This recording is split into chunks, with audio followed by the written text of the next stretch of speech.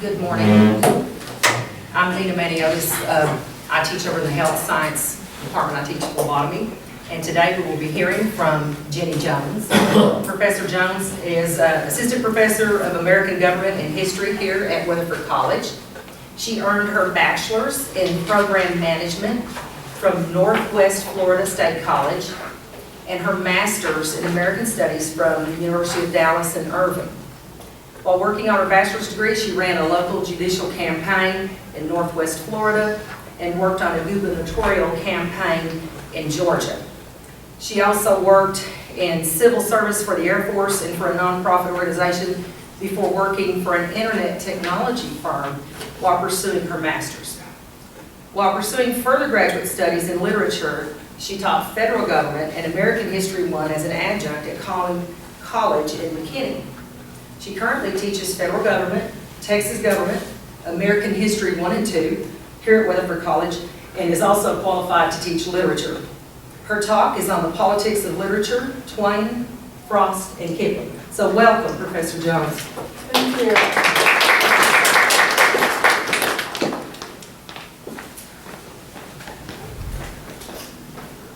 Although we tend to think of literature and politics as two separate disciplines, much literature has important political teachings.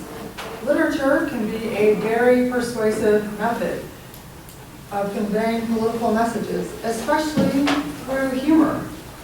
Mark Twain's Huckleberry Finn, Robert Frost's Mending Wall, and Rudyard Kipling's The Gods of the Copybook Headings are powerful examples with political teachings still influential today. Twain ridicules slavery and racial prejudice. Frost considers the nature and importance of boundaries between and among men. And Kipling affirms the wisdom of traditional teachings over the teachings popular in the marketplace. Twain was notoriously a humorist. He's been criticized as a writer because seemingly he could never pass up the opportunity to make a good joke. Frost had a fine sense of humor, but his humor was much more subtle. And Kipling was known as a humorist, as his children's stories and what my father calls the world's greatest poem, The Female of the Species, testified. His humor certainly shines forth in his great, often neglected poem, The Gods of the Copybook Headings. Don't expect this presentation to be a laugh a minute, though. To fully appreciate the humor of each of these literary works, we should read and think about them more in depth. Humor is based on insight into human nature and the nature of things, including political things, of which each of these literary works speaks. These authors all represent different places on the political spectrum. Twain could be considered to be near one end of the political spectrum for his time. Kipling, who wrote later, would be considered to be near the other end of the political spectrum. And Frost had definite beliefs about politics and society, but his political views in this work are much more subtly stated. Whether we agree or disagree with the various teachings and perspectives, these should better equip us all to think about the issues each author addresses, and to look for political messages in works of literature and other comparable artistic creations. The Adventures of Huckleberry Finn was published in the United States in 1885, 10 years after Reconstruction ended, but set in the pre-Civil War South. This novel tells the tale of Huck, a troubled white 13 or 14-year-old who tries to help a slave, his friend Jim, escape to freedom in the free states of the North. Huck's father is a town drunk. His mother has died, and he has only a little education. Huck is something of a huckster, continually using his wits to get himself out of messes that he gets himself into. Huck and Jim try to travel the Mississippi River. They tried to travel the Mississippi River from Missouri to Cairo, Illinois. Their plan is to get on the Ohio River there and take that up north to the Free States. But a dense fog separates them. And once they find each other again, they have passed Cairo and actually sail further south, finally ending up in the fictional town of Pikesville, which is likely in southeastern Arkansas. The fog is a metaphor for society's views of blacks and whites. It prevents people from seeing each other clearly and often prevents people from seeing each other at all. As they sail further south, they get further and further away from freedom. This is just one of the many disasters that they encounter along the way. At the end, they find out that Jim has already been freed by the widow Douglas in her will after her death. Although controversial and sometimes banned for its use of racial slurs, Huckleberry Finn is obviously attacking the thoughtless or cruel use of racial slurs and racism in general. The slur is used by Twain in all the following scenes to criticize the thoughtlessness and injustice of it. In the scene with Aunt Sally, towards the end, according to Harvard professor Randall Kennedy, Twain is not willfully buttressing racism here. Rather, he is seeking ruthlessly to unveil and ridicule it. By putting the racial slur in white characters' mouths, the author is not branding blacks, but rather branding many whites for using it. In chapter 14, Huck and Jim have an argument about whether Solomon was the wisest man who ever lived. Twain certainly understood the power of humor and used it with devastating effect here to show that all people are individuals, and regardless of their race, some are smarter than others, and some are morally better than others. This is the conclusion of his humorous account of Huck's argument with Jim. The laugh is on Huck. Jim reasons logically in every part of the argument. Although, because of his ignorance, he sometimes reasons from faulty premises. Twain teaches that people of Jim's racial group can reason just as well as whites, and some can reason as well as any white. That is Twain's central teaching. Jim's problem is not that he can't think well, but rather that he is ignorant, lacking education, and that most white people don't recognize his intelligence, compassion, and self-sacrificing character. Huck notes that Jim is most always right. Jim's real problem is that most whites don't realize he's just as human as they are. He has all the same kinds of intellectual and moral attributes that the best white people have. In chapter 15, Huck humbles himself to Jim because he had lied to Jim about being separated from the raft and hurt Jim deeply, and because he recognizes that Jim is a person just like he is, and a good person on top of that. He realizes, too, that he should have thought about what he was going to do and say to Jim before he did it, just as he should have to any other person, especially to a good person like Jim. In chapter 26, Huck is affirming that he is on the same general level as those of Jim's racial group, and they are both better than the two white scoundrels who call themselves the King and the Duke. Tom Sawyer, Huck's better educated friend and quasi-mentor, had wanted an elaborate adventure trip down the Mississippi to free Jim. Tom insists that everything has to be done the way it is in adventure novels he loves to read. But this complicates matters tremendously for Tom himself, Huck, and especially for Jim, who was thought to be a runaway slave and threatened to be re-enslaved because Huck follows Tom's instructions. Tom's original plans for freeing Jim, even though he was technically already free, are seen by Huck and by Jim as very significant. Because Huck and Jim see Tom as better educated than they are, and so more knowledgeable about things in general, and about how things must be done. Huck has already said it is surprising that Tom had overcome his white Southern background in order to arrive at the conviction that Jim should be free and that he should work to help Jim become free. In this passage, Huck tells us that Tom wanted to do much more than free Jim. He wanted Jim to have adventures with Huck and Tom, especially adventures that he would remember, especially remember them by. He wanted to be the one to tell Jim about his being free, pay him for his lost time, make restitution to him, and take him back in grand style on a steamboat.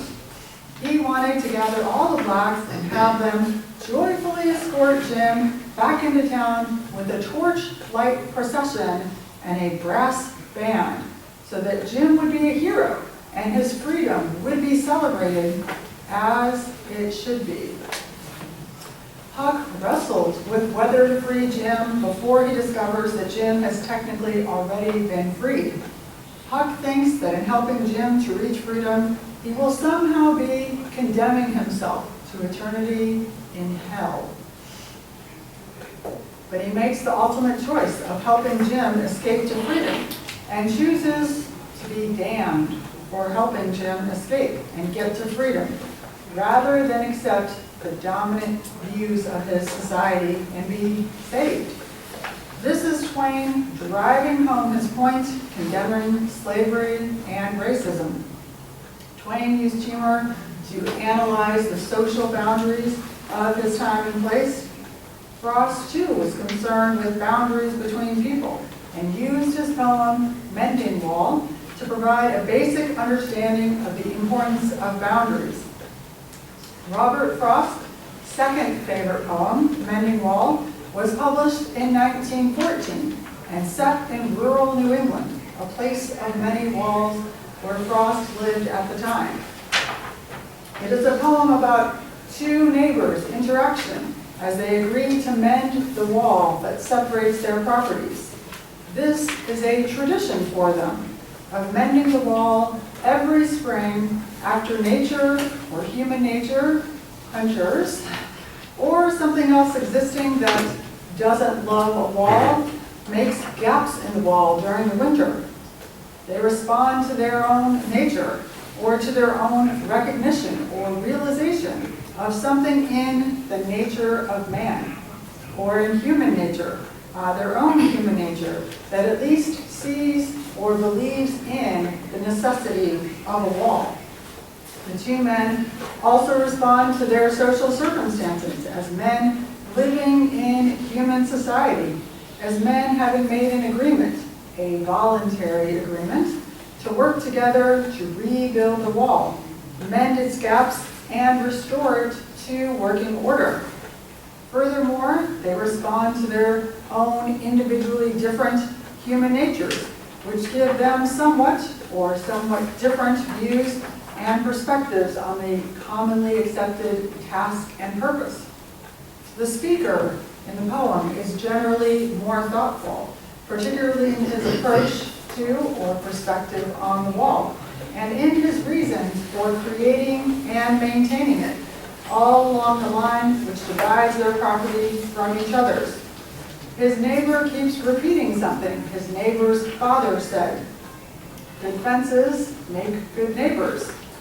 Unlike his neighbor, he has a playful, humorous attitude toward the yearly task. He is probably the one who talks of their having to use a spell to make the stones balance.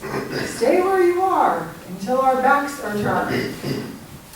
He notes a place where there is no need for a wall. Because on his side is all apple orchard and his neighbor's side is all pine trees. He has made an economic use of that part of the land, and his neighbor has made a different use of his land with timber. He uses humor to try to make the point that a wall is not needed there, saying, "My apple trees will never get across and eat the cones under his pines," I tell him.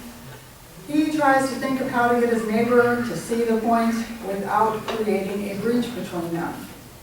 He wants to get his neighbor to think about why good fences make good neighbors, but he can't think of a tactful way to do so. He is unsuccessful in getting his neighbor to be more thoughtful about why a wall is necessary. If it were cows that made the wall necessary, that would be understandable. But if the neighbor is contented to repeat his father's statement without examining it, his neighbor remains attached to a moral maxim, which is true in some sense or senses, but not in others. According to the speaker, good walls do not make good neighbors of hunters. From what the speaker says, the reader can deduce that good walls do not make good neighbors of those who see nothing good or something bad or unnatural about walls. Good walls do not make good neighbors of those who do not share some basic social and ethical beliefs and values, nor of others who see their neighbors' shortcomings, but are humorless or unwilling to forgive them. The speaker's thoughtfulness here is evident in what he would want to know if he were building a wall. He would want to know what he was walling in and what he was walling out, as well as why and under what circumstances good fences make good neighbors. Meeting a physical need can motivate neighbors to cooperate to mend the wall, fencing in or fencing out protection that meets a moral need. It can also fulfill a moral end by mending the relationship between the neighbors. The speaker would also want to know to whom he was likely to give offense by building the wall, unintended. There are different types of people in a political order. The neighbor is less thoughtful. He does not see that the wall is not needed and does not see, understand, or accept the speaker's point. Rather, he focuses on his father saying, "Good fences make good neighbors." He will not go beyond his father's saying, for he is a traditionalist who is unwilling to examine his tradition. The two neighbors are different in intelligence, thoughtfulness, and to some extent in their moral beliefs. Still, they share fundamental beliefs, ideas, and moral and social standards that enable and incline them to mend the mending wall and thereby mend their neighborly, social, and moral relationship. They do not have to agree on everything to work together to mend the wall, mend their summer through winter separation, and renew their commitment to keeping in what they agree to keep out in and keeping out what they agree to keep out. Their agreement includes an agreement to use part of nature to keep some of nature in and some of nature out. The two neighbors' agreement is not something forced or required by any human institution. They have different reasons, stated and implied by the speaker. But they also have some common, largely unstated reasons for building and mending the wall. They fundamentally agree about the nature of man. Man is not naturally neutral and a product of his environment, nor is he naturally good and a product of his environment. Rather, man is naturally irreparably flawed, beyond the ability of man's environment, guided by his knowledge and wisdom to mend. They fundamentally agree about individual and social ethics, the protection of life, person, property, and liberty. Frost himself indicated that the relationship between walls or fences and neighbors has a larger dimension when he was asked by N. Arthur Blow about Mending Wall. Frost added, "Good fences do make good neighbors, you know. We always looked forward to getting together and walking the lines, each on his own side, replacing the stones the winter frost had tumbled.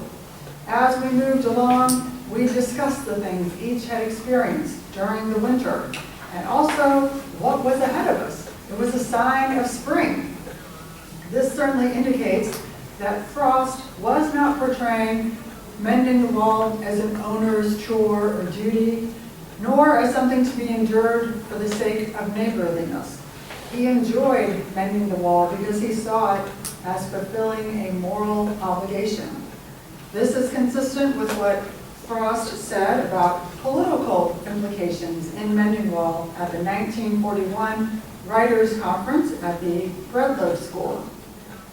He had no objections to people finding political implications in his poem. He noted that good walls are necessary to keep things properly in and properly out. Good walls define good geography, which is necessary for a sound national life. Though the speaker in Mending Wall is much more discerning than his neighbor about the purpose of a wall, he certainly does not disagree about the fundamental purpose or foundational purpose, but only about some particular things that his neighbor wants to fence out. The wall is a work of man, using part of nature, the stones, to combat or repair part of other nature's destructive breaches in the wall. Man is a part of nature. So mending the wall is a product of man using part of nature to mend the destruction wrought by nature's dislike of a wall. The wall is between neighbors, families, and individuals. The mending wall is based on individuals' agreements about certain fundamental things. Some things need to be walled in, protected, and some, or perhaps all, people need to be restrained, prevented from doing injustice or injury to other people. Other things and people need to be walled out, protected against animals, hunters, neighbors, and other people, including potentially everyone. Although neither the speaker nor his neighbor explicitly says so, their mending wall is based on fundamental agreement about the nature of all men, including themselves. That agreement is not a social contract made in a pre-social state of nature and establishing a government, civil government, and law. Nor is it a Hobbesian idea that all men are naturally in a state of war with each other, nor a Lockean belief that men are naturally neutral products of their environment, nor a Rousseau-like belief that men are naturally good products of their environment, their own environment.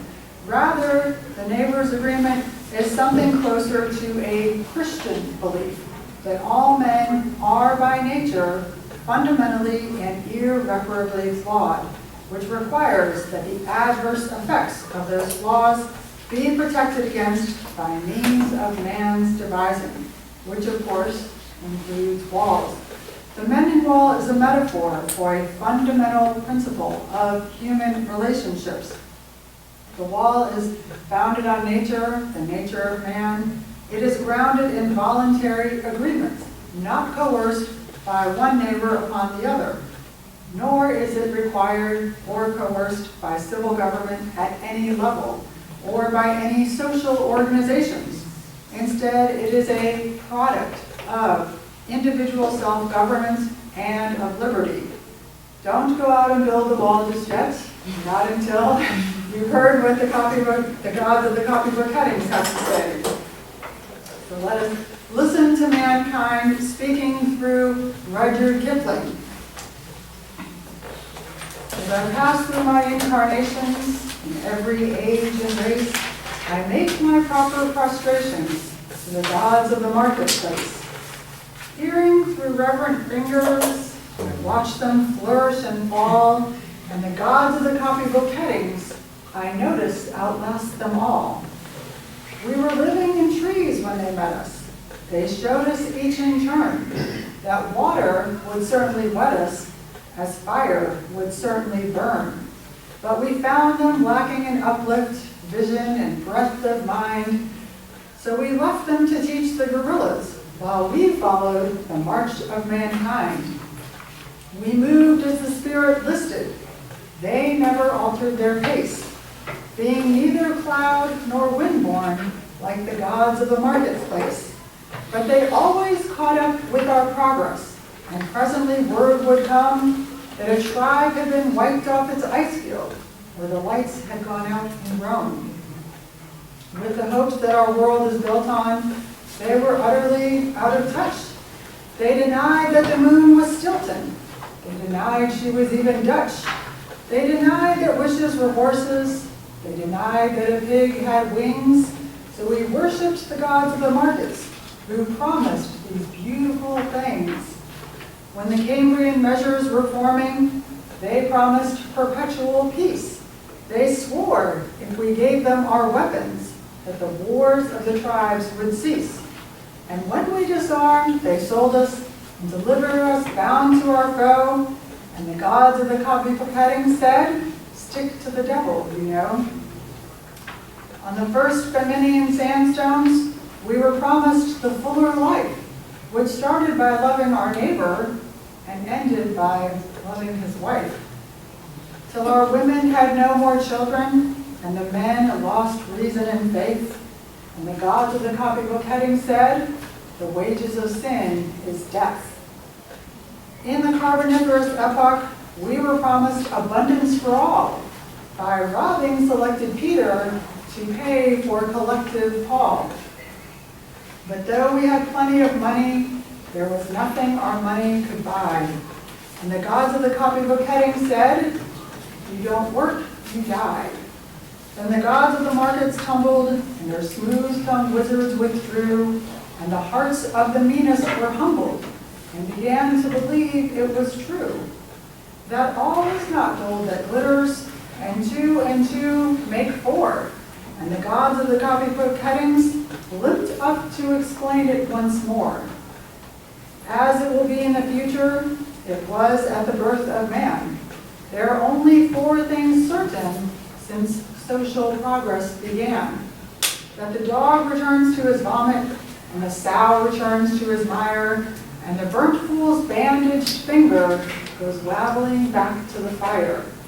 And that after this is accomplished, and the brave new world begins, when all men are paid for existing, and no man must pay for his sins. As surely as water will wet us, as surely as fire will burn, the gods of the copybook headings with terror and slaughter return. The speaker, obviously, is mankind, and the subject is the whole history of man, which is not one of inevitable progress. In the history of man, the marketplace is a metaphor for the buying and selling of ideas. People do not buy what they do not consider to be valuable. People give something they consider to be valuable for something they consider to be more valuable. The gods of the marketplace claim that their beautiful ideas are much more valuable than the old simplistic ideas that the gods of the copybook headings offer in the schools. The gods of the copybook headings do not buy the idea of progress, but reject the idea that progress is fundamental to history, to the nature of history, and inevitable. That wonderful idea had wings and was dominant from at least the late 1870s until the terror and slaughter of World War I. Think about the Russian Revolution and the rest of the 20th century too. The speaker is giving a realistic view of history, not an optimistic view. The speaker certainly denies the truth of the idea that inevitable progress is the nature and trajectory of history, and affirms that the foolishness of man leads to the terror and slaughter that the gods of the copybook headings said it would. The copybook was the first book that the children read and worked from in their first year of school. The copybook headings were proverbs or maxims printed at the top of 19th century British schoolboys' copybook pages. The students had to write them by hand repeatedly down the page.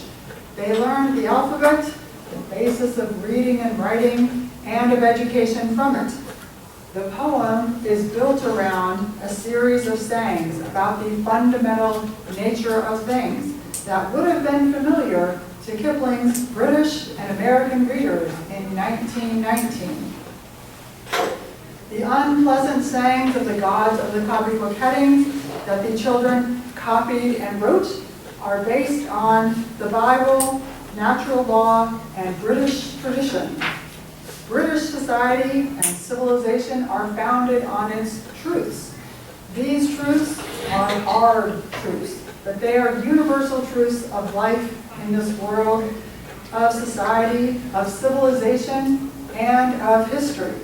These truths don't sound encouraging, but are true. Men, from the most primitive society to the greatest civilization, neglect them at their peril of their society and at the peril of their civilization. The gods of the copybook headings understand the human nature and nature of things. They not only understand man and his many shortcomings, but they are trying to help man. But men everywhere throughout history are fools who believe the flattering, wonderful-sounding lies told by the gods of the marketplace. The moon is not Stilton cheese, and pigs really don't have wings. But the gods of the marketplace do thrive on spreading wonderful-sounding lies that deliver men to their foes and destroy liberty and civilization.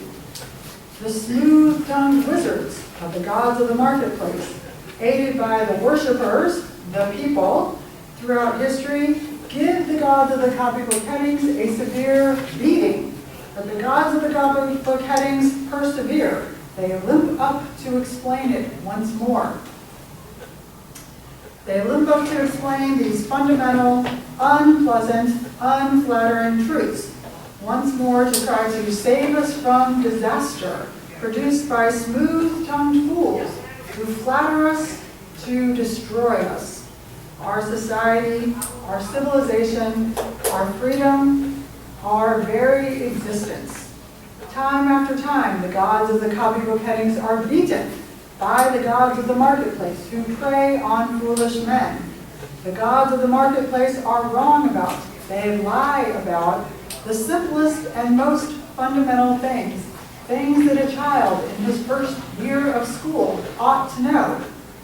All that glitters is not gold. You don't work, you will die. And 2 and 2 do make 4, as every child should learn. If not, sooner or later, the gods of the copybook headings with terror and slaughter return. They do not return with terror and slaughter because they like to apply these teachings to man, but because foolish ideas have terrible, deadly consequences, and because the nature of reality is not the beautiful, inevitable progress that the gods of the marketplace say it is. Popularity in the marketplace of ideas is not a guarantee of truth, goodness, progress, or anything like that. In fact, it may be the guarantee of defeat, enslavement, and probably the death of your society or civilization. By believing what the gods of the marketplace say, you lose your freedom and your whole society, from the most primitive tribe to the greatest civilization, may even be wiped out. A tribe may be wiped off its ice field, or the lights may go out in Rome. The way to avoid the horrors and deadly destruction which characterize the history of man is to heed the wisdom of the gods of the copybook headings. So as we have seen, literature does not just tell us interesting stories or give us beautiful rhymes. It also speaks to us about politics, history, and the issues of life. Twain used literature and humor to teach us important things about equality, inequality, freedom, and our life in society. Frost told us important things about society, history, and the building and maintenance of walls. And Kipling used literature to teach us about the nature of man, the nature of history, and the importance of fundamental, if unpalatable, truths to the preserving of society, liberty, and civilization. So think about what literature you read, the movies and television shows you are watching, the music you're listening to. Who is speaking to you through these means of entertainment? The gods of the marketplace or the gods of the copybook headings? What should unite us? What should divide us? All people are individuals. We must be careful what we assume about them based on their appearance or what other people tell us about them. We must evaluate them for ourselves. People are not perfect or perfectible on earth. And certainly, we have seen history is not inevitable progress onward and upward in which everything is getting better and better. We should study history with a clear, critical eye and critically evaluate what people tell us about it. The gods of the marketplace are real, and so are the gods of the copybook headings. Thank you all for coming.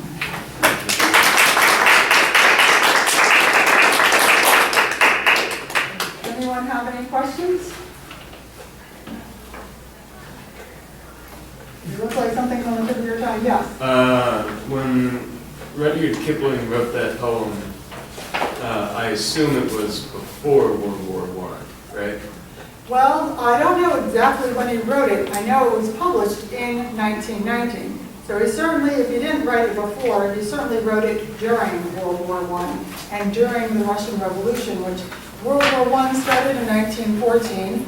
We in America did not get involved until 1917, which was the same year as the Russian Revolution. So he certainly wrote it during World War I and the Russian Revolution, having seen that go on, but I don't know that he wrote it before, because he published it right after World War I. The only reason I ask is I know Kipling, especially after his son died, had not a fundamental, but his later works downplayed, I guess, kind of the glory of the empire in the sense that if you look previously at works like A Man Who Would Be King, there are aspects of them that are like, well, the British Empire is spreading civilization. Now that's a pretty Kipling-esque idea. But after his son dies in World War I, he has some later works that kind of seem to suggest almost as if the glitter worn off, I guess, on the idea for him. So I was curious if he had kind of made this, I guess, defense of traditionalism before or after that pivot in his life.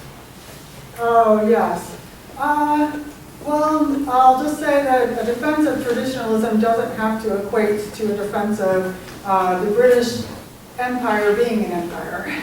I think he still would hold to the fact that there are fundamental, basic truths that are very unflattering, which people neglect at their peril.